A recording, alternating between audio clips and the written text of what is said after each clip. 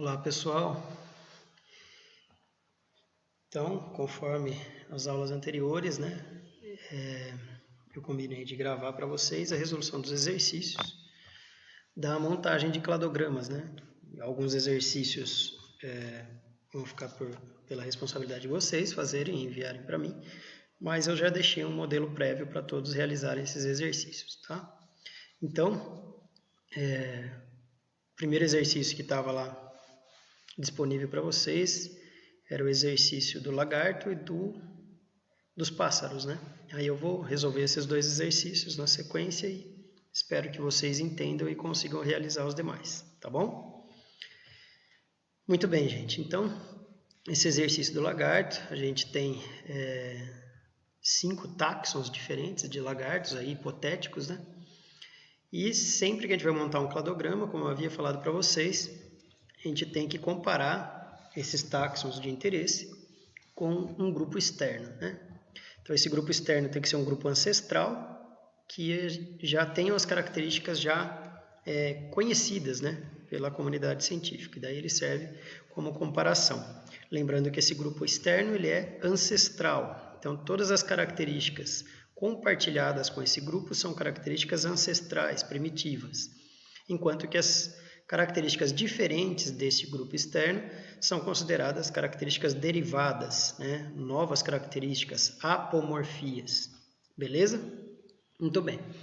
Então, no exercício, deu 5 táxons hipotéticos ali, táxon A, B, C, D e E, E esses grupos vão ser comparados com esse grupo externo. Então, aqui, se vocês olharem, nessa primeira coluna, eu coloquei tudo zero, Então, toda característica que a gente for analisar, a gente vai ter que polarizar essa característica. O que é polarizar?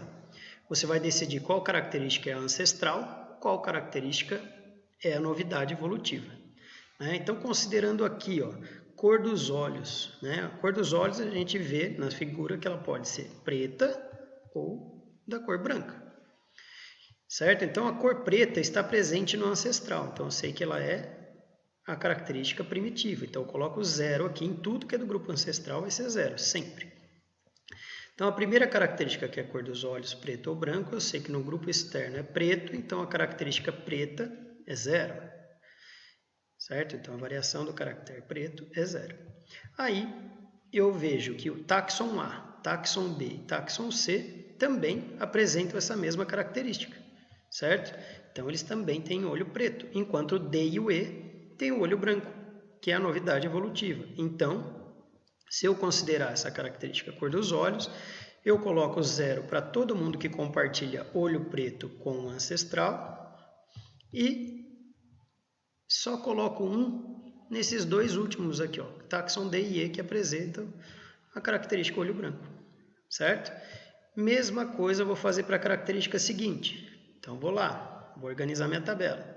Manchas na cauda. Então, só tem mancha na cauda no grupo externo. Essas bolinhas aqui. Todos os demais não tem. Então, eu coloco 0 para o grupo externo e 1 para todos os demais, porque a novidade evolutiva é não apresentar essas manchas na cauda. Vamos para a característica 3.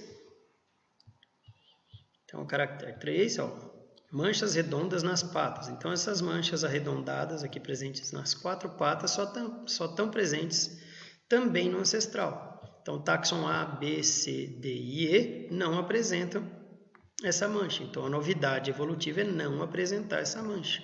Então, eu coloco 1 para todos que não apresentam a mancha e 0 para o ancestral. Característica 4. Manchas redondas nas costas. Então, o ancestral não tem mancha arredondada, só tem esse traço longitudinal. E as manchas arredondadas aparecem no táxon B, C, D e E.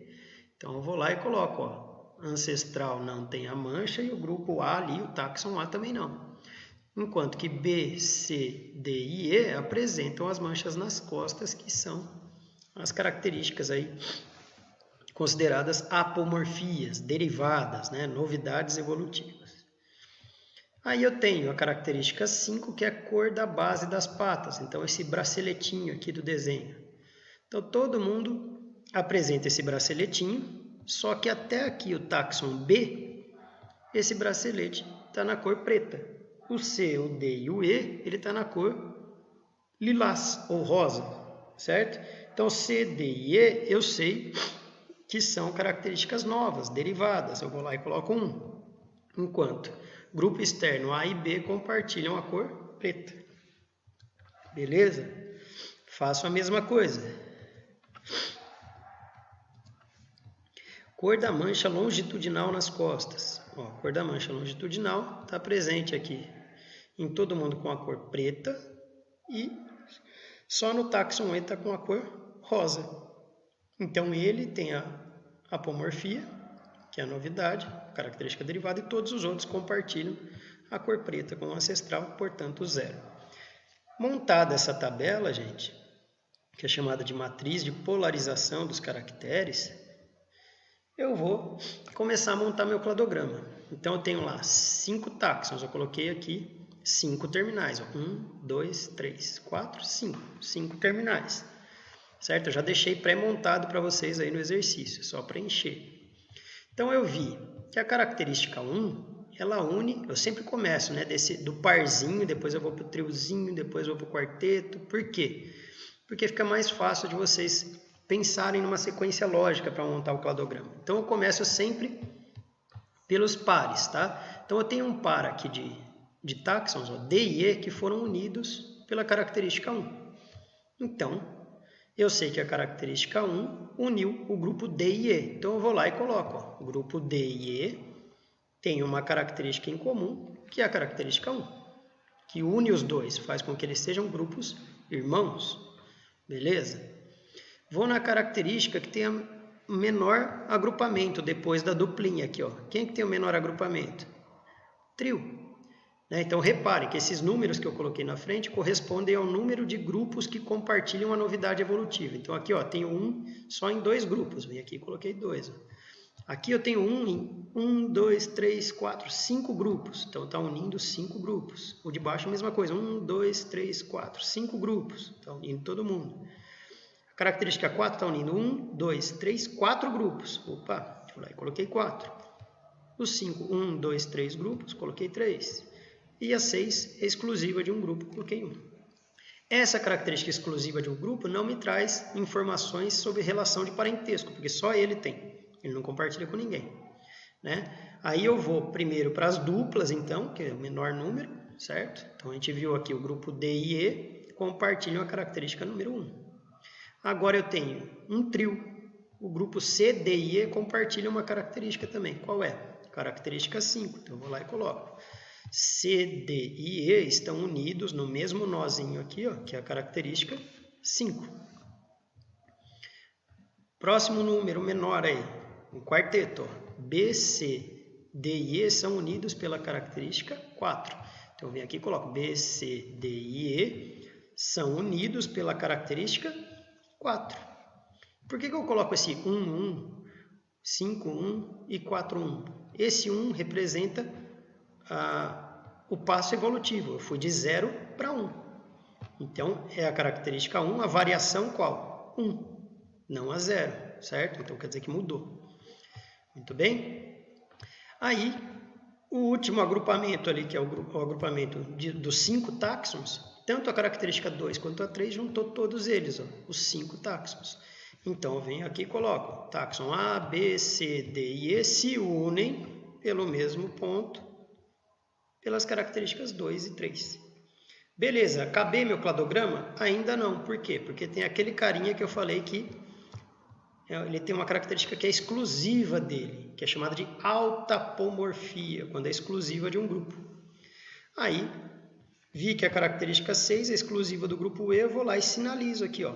Eu não estava sinalizado, ó. Grupos, a característica 6 é exclusiva do grupo E. Então aqui eu finalizei meu cladograma baseado na minha tabela de polarização.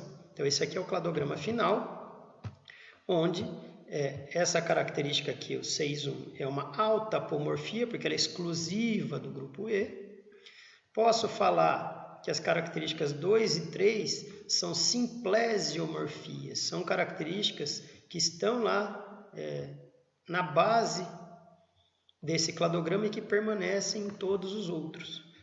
né? São características compartilhadas por todo o grupo, tá bom? Todo o agrupamento aqui dos 5 táxons tá compartilhando essa característica 2 e 3. Eles possuem essa característica 2 e 3. E tudo que vai aparecendo aqui, gente, são apomorfias, né? Então, 4,1 é uma apomorfia do grupo BCDE. 5,1 é uma apomorfia do grupo CDE. Característica 1 é uma apomorfia exclusiva do grupo DE. Né? Eles são grupos irmãos aqui. Beleza?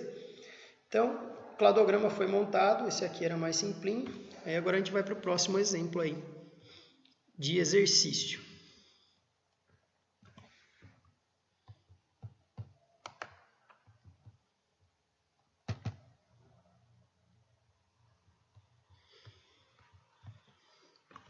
Aí, esse exercício aqui, gente, peraí.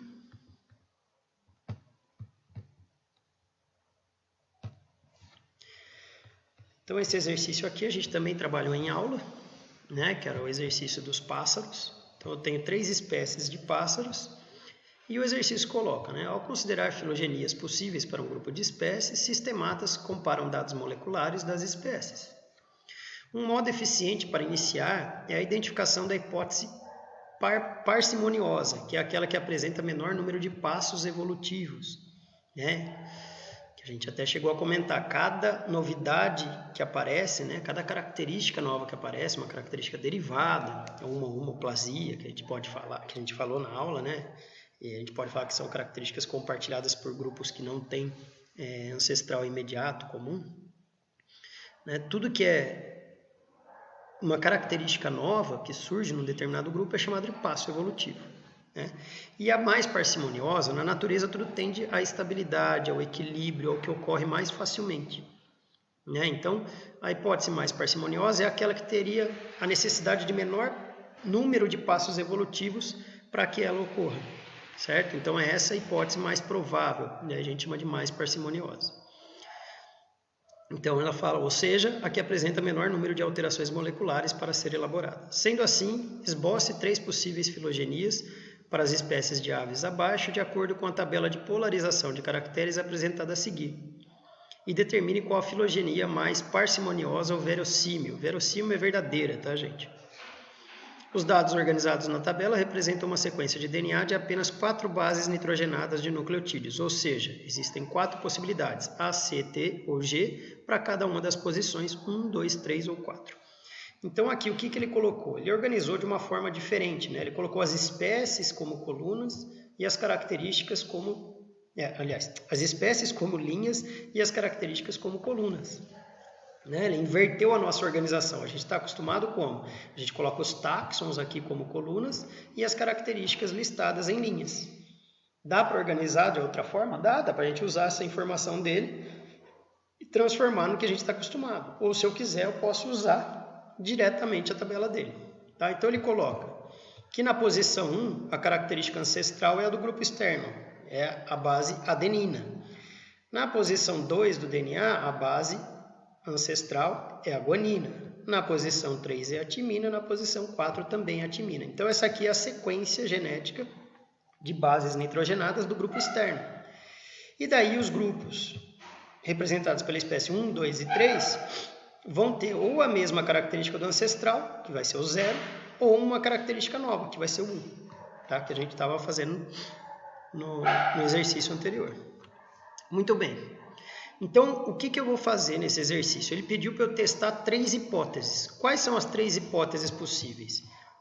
A hipótese de que a espécie 1 e a espécie 2 são mais próximas entre si do que qualquer uma delas com a espécie 3, ou a hipótese da espécie 1 e a espécie 3 serem mais próximas entre si do que qualquer uma delas com a espécie 2, ou ainda que a espécie 2 é mais próxima da espécie 3 e elas são mais próximas entre si do que qualquer uma delas com a espécie 1.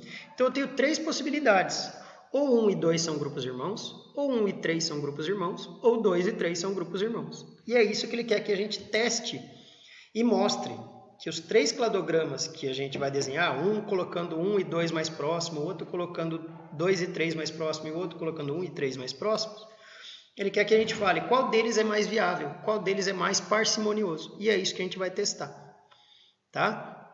Então, eu tenho aqui, gente, no cantinho aqui, ó, eu vou colocar espécies 1 e 2 como grupos irmãos, na primeira situação.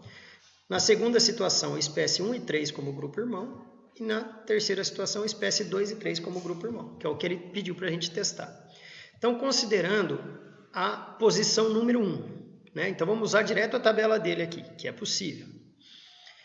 Nessa posição número 1, eu tenho que o grupo externo é adenina e a espécie 3 também é adenina. Então, ela vai manter o 0, né? Ou o A, no caso. E a espécie 1 e 2 traz a característica nova, né? Que junta esses dois grupos. Então, se eu considerar os 3 arranjos possíveis, então, o arranjo aqui é de 1 e 2 mais próximos entre si, certo? Então, 1 e 2 mais próximos entre si, eu tenho um arranjo de que forma? O A estava aqui na base, que é o azulzinho, e ele vai estar presente também no 3. Então, ele está aqui antes, isso quer dizer que ele vai descer esse nó, ele vai estar presente aqui no 3 também. Então, eu não preciso representar ele aqui no começo e aqui no final. Enquanto que a mudança da posição 1 para C vai ser compartilhada entre as espécies 1 e 2. Beleza? Se eu considero essa mesma situação, mas daí levando em consideração que o 1 seja mais próximo do 3 do que do 2, aí eu vou ter qual situação? Característica C aqui, que é a novidade, apareceu em 1 e 2. Então, ela vai ter que aparecer lá no 1 e no 2 aqui embaixo.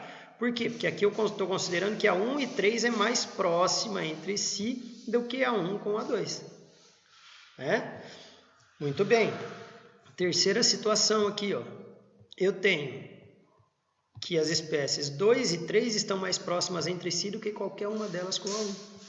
E daí, eu vejo aqui que 1 e 2 tem a característica C. Então, eu represento aqui no 2 a característica C e aqui no 1 a característica C. Analisei a primeira posição para as 3 situações possíveis. Vamos analisar a segunda, fazer a mesma coisa. Eu sei que o G está no grupo externo e está na espécie 3. Né? É a mesma situação do anterior. Então, eu vou ter cladogramas muito semelhantes. Se eu considerar a espécie 1 e 2 como próximas, eu vou ter que o T vai surgir aqui na base do grupo 1 e 2. Certo? Enquanto que se eu considero 1 e 3 próximos entre si, ele vai ter que aparecer aqui no 1 e aqui no 2, que está separado agora nessa hipótese. Ou ainda, também vai ter representação dupla aqui, no 2 e no 1, se eu considerar a hipótese de que 2 e 3 são mais próximos entre si. E assim vamos fazendo, testando para a posição 3, ou característica 3. O grupo externo era T. Quem que mantém a característica do grupo externo? A espécie 2. Espécie 1 e 3 apresentam novidade evolutiva. Então, como é que vai ficar? Se eu considerar a espécie 1 e 2 como mais próxima entre si, eu vou ter uma situação onde eu vou ter que representar a mudança de T para A em 1 e 3. Então, 1 apresenta posição 3 com A e o 3 também apresenta posição 3 com A. Para essa hipótese, onde 1 e 2 é mais próximo entre si, eu tenho que representar 2 vezes essa característica. Agora, se eu considerar que espécie 1 e 3 são mais próximas entre si, eu vou representar ela aqui só no começo. Por quê? Era T, mudou em 1 e 3 para A. 1 e 3 estão juntos agora, só represento uma vez aqui na base. E para a última hipótese, onde 2 e 3 seriam mais próximos, também tenho que representar 2 vezes, porque 1 e 3 é que vão apresentar a característica A e eu tenho que representar nesses 2 segmentos terminais. Né? Muito bem. Para a última característica aí, eu tenho que o T se manteve só na espécie 1. Espécie 2 e 3 mudou para C. Então, passando lá para as hipóteses, onde 1 e 2 é mais próximo entre si, mudou para C em 2 e 3. Então, eu tenho que representar 4C, 4C em 2 e 3. Aqui a mesma coisa, mudou para C em 2 e 3. Como aqui 1 e 3 é mais próximo um do outro, eu tenho que representar 2 vezes, no 3 e no 2 aqui. E o único que vai ter uma representação única é na hipótese onde 2 e 3 são mais próximos entre si. Aí eu coloco aqui na base, característica 4 mudou de T para C em 2 e 3. Mudou para C em 2 e 3. Resumindo tudo isso, eu tenho aqui, ó, a primeira coluna inteira é só para análise aqui da hipótese onde 1 e 2 são mais próximos entre si. Ó. Pode ver que todos eles estão com 1 e 2 aqui na primeira chave. Na segunda coluna, eu tenho a hipótese onde 1 e 3 são mais próximos entre si. E na terceira coluna, eu tenho a hipótese onde 2 e 3 são mais próximos entre si. O que a gente observou, gente? Olhando aqui, nós vimos que a primeira característica deu um passo evolutivo, a segunda um passo evolutivo, a terceira 2 e a quarta 2 passos evolutivos para a primeira hipótese, que é de 1 e 2 serem mais próximos entre si. Então, a gente montou tudo isso lá atrás. Então, eu tenho que, nesta hipótese, onde 1 e 2 são mais próximos entre si, eu tenho quantos passos evolutivos? 6. Então, eu tenho um passo evolutivo aqui, 2, 3, 4, 5, 6. Vendo